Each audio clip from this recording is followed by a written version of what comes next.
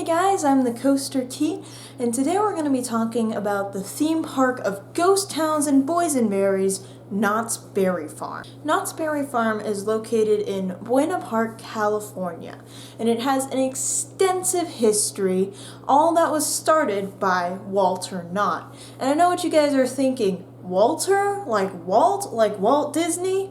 No, it's actually a completely different guy who just happened to have an extremely similar name and an extremely similar life where they also made a theme park. However, Walter Knott was extremely different from the Walt that made Disneyland, as he was a farmer. In fact, he was a berry farmer, and a darn good one too. Walter Knott was such a good berry farmer that when his friend gave him a berry that he said was impossible to grow, this weird hybrid, Walter Knott was able to take such good care of it that he was actually able to grow and cultivate it, thus creating the boysenberry.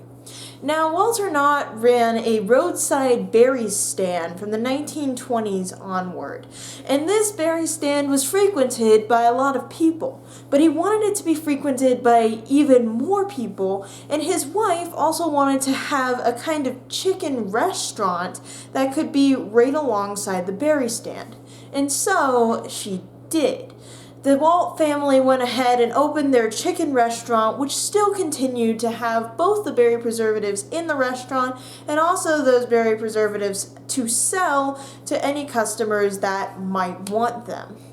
It wasn't until the 1940s that Walt even got an idea of some sort of attraction other than just something food-based.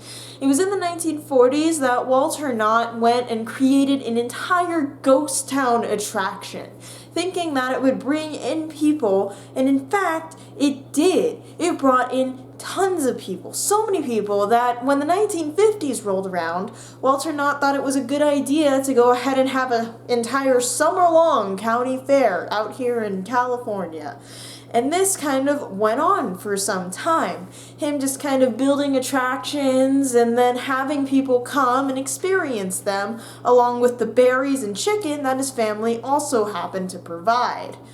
In the 1960s, he created his first ride, or at least his first ride that we know today, and that is the Calico Log Ride. He actually was able to build this along with some help from a company, but this was the very first ride in the theme park that was to become Knott's Berry Farm, which, as you may have noticed, actually had been a berry farm for quite a long time.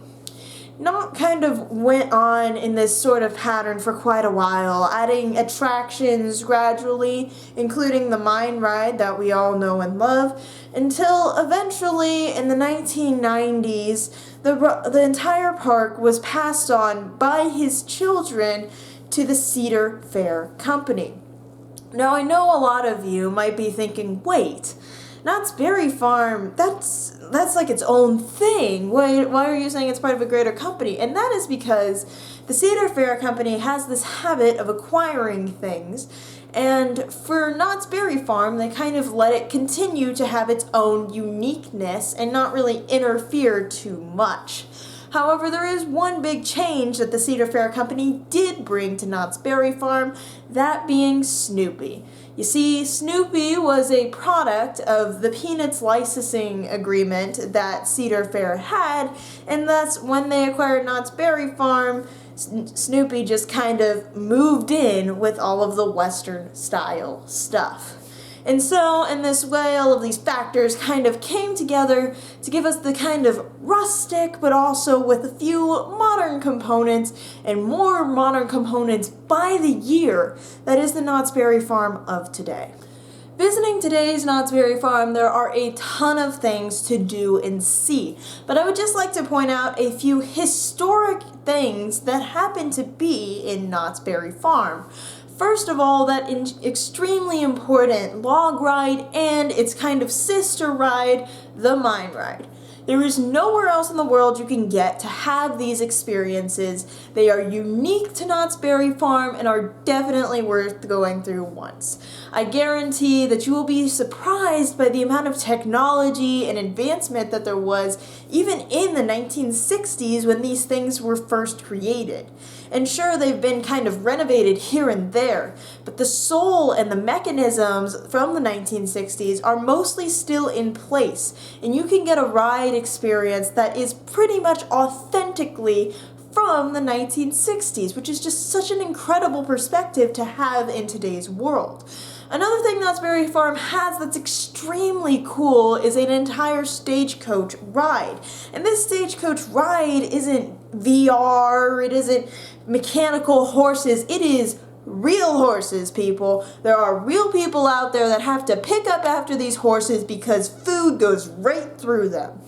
This is a stagecoach that is actually pulled by horses. It's not like this fancy thing with like state-of-the-art anything. It's very old-fashioned, very cool, because where else are you going to actually be able to go into a stagecoach? You might be able to see one at a museum or something, but there's no way they're going to allow you to actually get into it.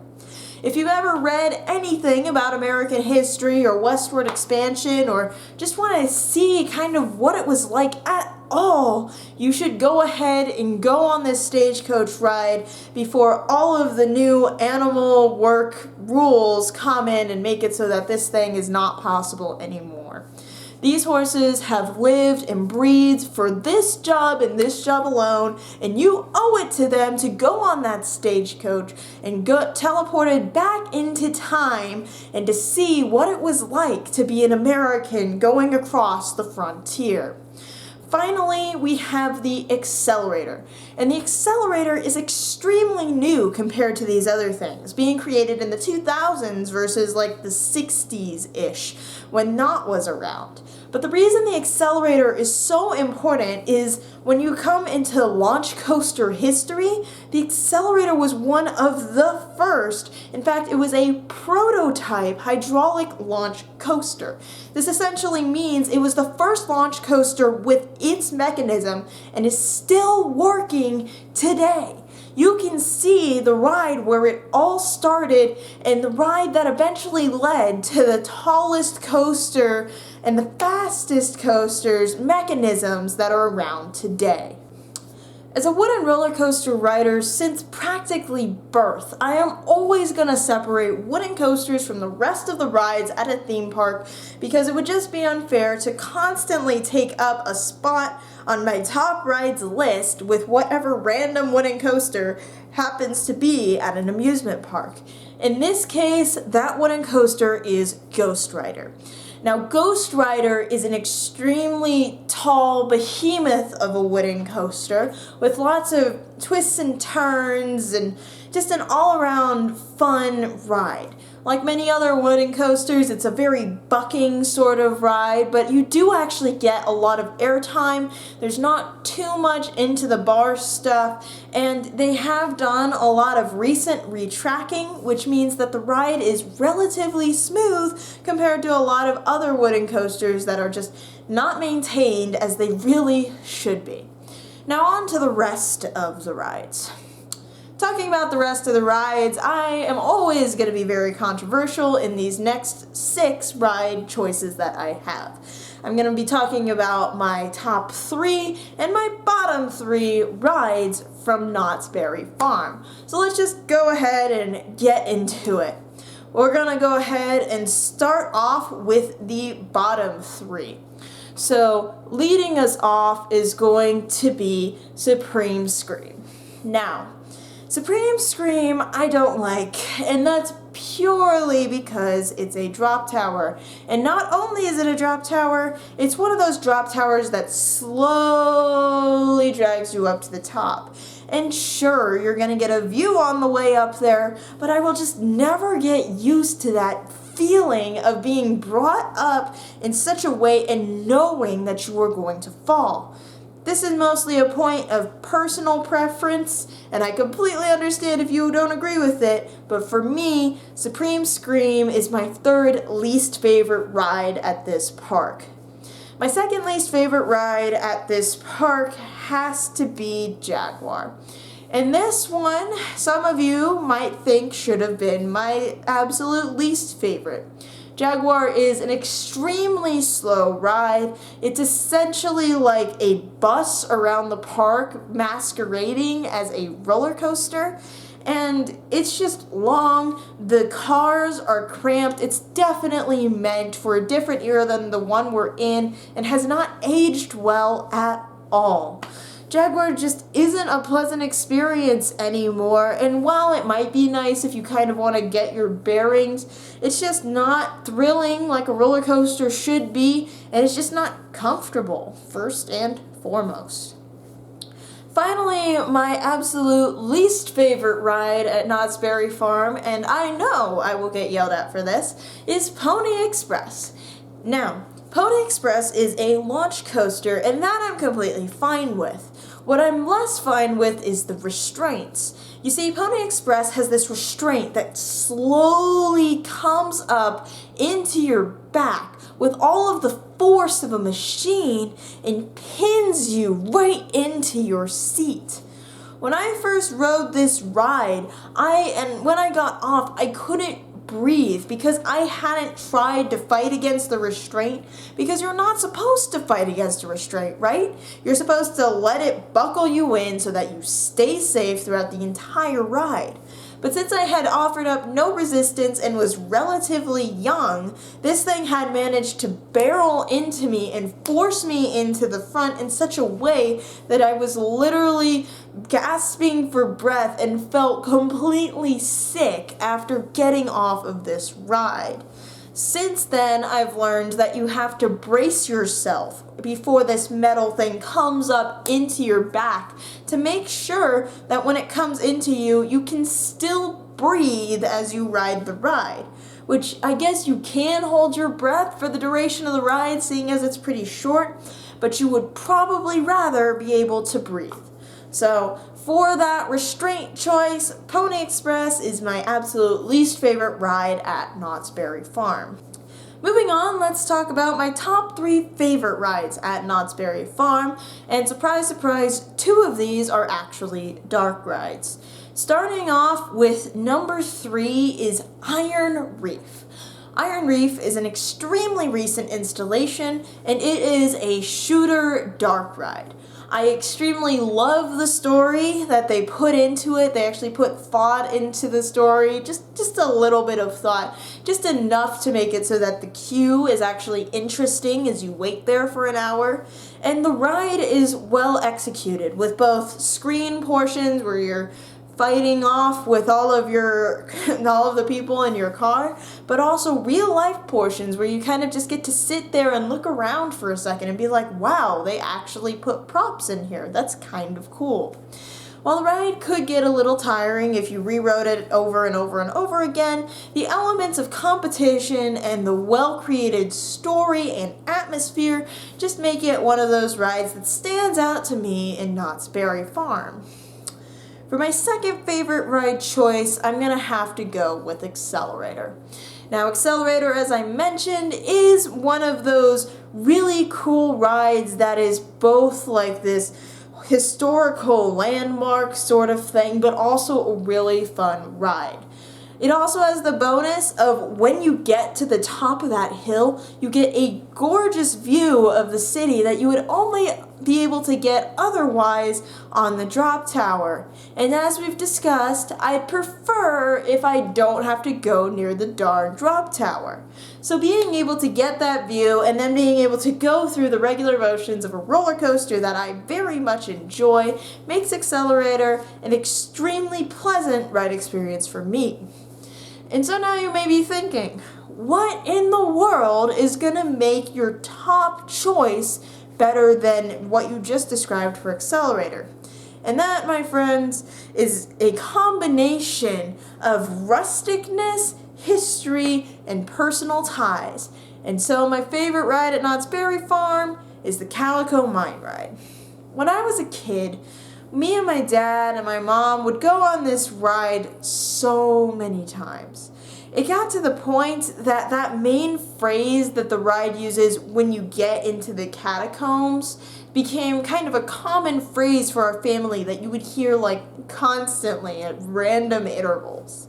The Calico Mine ride very much became a part of my life, and seeing all of those animatronics to me was this weird combination of creepy and cool that kind of interested me and made it so that going back and riding that ride over and over again wasn't as much of an issue, because it was just so interesting to see these fake humans going around doing all the human stuff.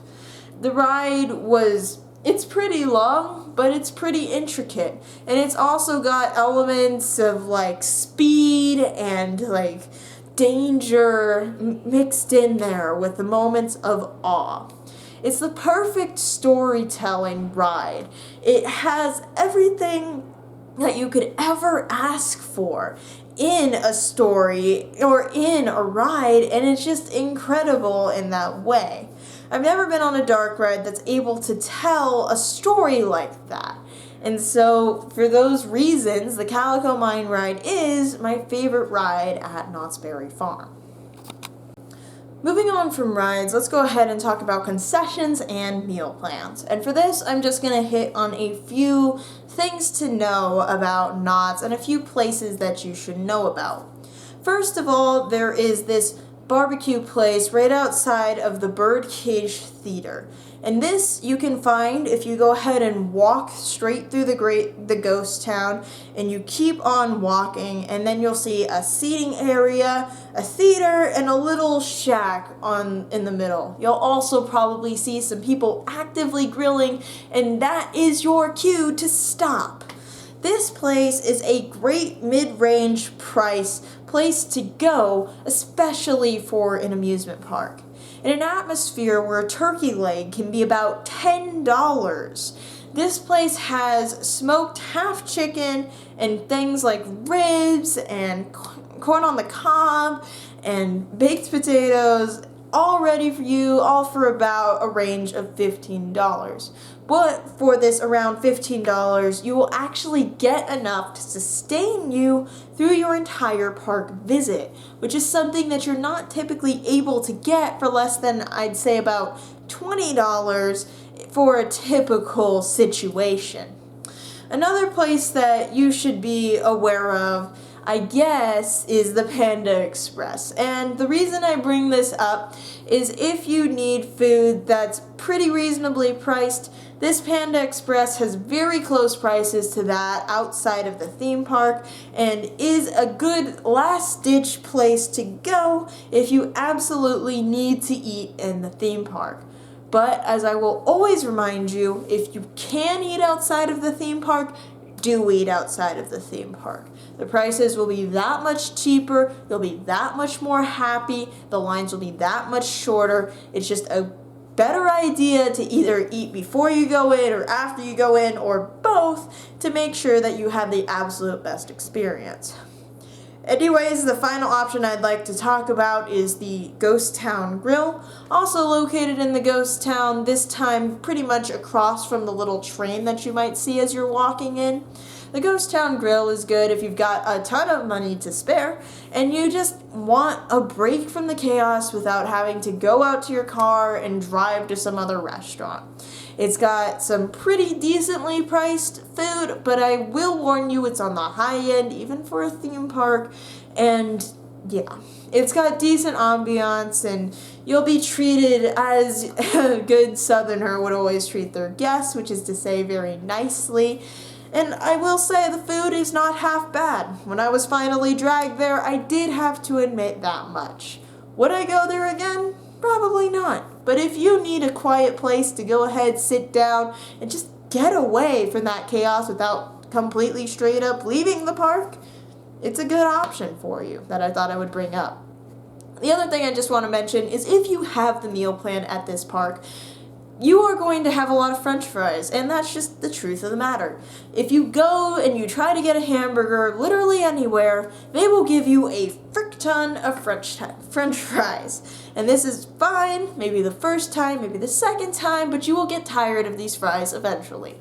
just a heads up, just so you know, try to go to places like that barbecue place that give you a baked potato instead of french fries, and you will thank me later. One last thing I almost forgot to mention is the berry punch that they have at Knott's Berry Farm. It is amazing. If you are not afraid to give yourself or your kids sugar, this stuff is just absolutely incredible. It is not quite as good as Mountain Berry Blast Powerade, but it's right there. It is a competitor, but just a teensy bit below. It is a fantastic drink, and it's a great option for like dessert because it has so much sugar it could practically be dessert. If you get your kids this, they'll also have a authentic boysenberry thing from Knott's Berry Farm, and that way they don't ask you for a boysenberry funnel cake or boysenberry this or boysenberry that or boysenberry, oh my gosh, there's so much boysenberry in this park. And you'll actually get them off your back with the low price of a fountain drink in a theme park, which is still way higher than it really should be. Another thing I'd like to talk about is the shows of a theme park. And Knott's Berry Farm has a ton of shows. Probably as a side effect of always kind of trying to be an amusement versus being a park, it just has a ton of live music wherever you go. Tons of fiddling and dancing and singing. It's just everywhere around the park, and even some nights there's pop music as you go into the night. It's a bit of a weird mix of kind of everything. A few shows you should check out are the train, and I won't say anything else about that. The saloon show, which is kind of this story of a woman and their guy, and it's a very kind of old-fashioned tale, kind of told in the like Western storytelling style with a lot of music, a lot of audience interaction. It's a very kind of fun environment to be in, and again, a really great way to get transported back into that time where saloons were a thing, and doing these sorts of dances and stuff and just, square dancing was a real thing in history. So that's pretty cool. You also have Crazy Kirk and the Hillbillies, who you will see on the stunt show stage occasionally. And what I will say about these guys is they are interesting. I would say you have to see them once, and you have to go in with an open mind because this is probably going to be one of the weirdest shows you've ever seen. The main guy will go ahead and stare you directly in the eyes and smile his fake teeth at you before moving on in his song. It's a very interesting experience. They love engaging the audience. They are clearly very good at what they do. It's just a little bizarre. But I definitely recommend that you try it at least once so that you can see the craziness that I am talking about. Additionally, there is a stunt show on that stunt show stage, and while some of their jokes fall flat, as they can do on their faces occasionally, there are also a ton of jokes that don't. And there is also a fair amount of good stunts intermixed with some kind of mediocre ones. It's a good way to get off your feet in a day of just walking constantly. You will thank me for telling you to go ahead and take a break from your long day by going ahead and sitting down and watching a stunt show for a while. Your kids will enjoy it, you'll get a break, everyone will be absolutely ecstatic because you decided to do this. Finally, there's two other things I wanted to mention, which is the ice skating performances that are constantly in the park. They have this one theater that can get set up for it, and they tend to be performances that are basically giant mascot costumes going around in skates kind of semi-clumsily, but it's a good way to get out of the summer heat. It's entertaining for the kids. It's a good place to nap, so 10 out of 10 would go to an ice show again. Finally, as I mentioned, there's just musical performances everywhere. Chances are when you go into this park, there's going to be someone playing music. And no matter where you go, there will be music. So if you enjoy music, you should just walk into the park. Overall, on a scale of 1 to 10 for the perfect age group for this park, 1 being little kids only, don't even let the parents come with, and 10 being adults only, why would you ever bring your kids to this? This park, I would say, is a perfect 5. It is great for kids and adults, balancing out attractions that work for both age groups and just allowing them to kind of live in harmony. If you're a parent with kids, it's an amazing place to go. And it's just great with all of its shows, all of its rides, all of its attractions for people of pretty much all ages. For the overall quality of the park for that age group, I'd have to say an 8 or a 9. It only loses points in the fact that it's so popular that its lines can be a little bit long, and there are a few inadequacies here and there with little things like food quality or ride maintenance, things like this that make it so that it can't quite attain that perfect 10. But overall, if you're thinking of going to a park in California, Knott's Berry Farm is definitely not a bad place to go. Anyways, that's it for this video. I've been the CoasterKeet, and I hope that you soar high and enjoy your ride of life. Bye!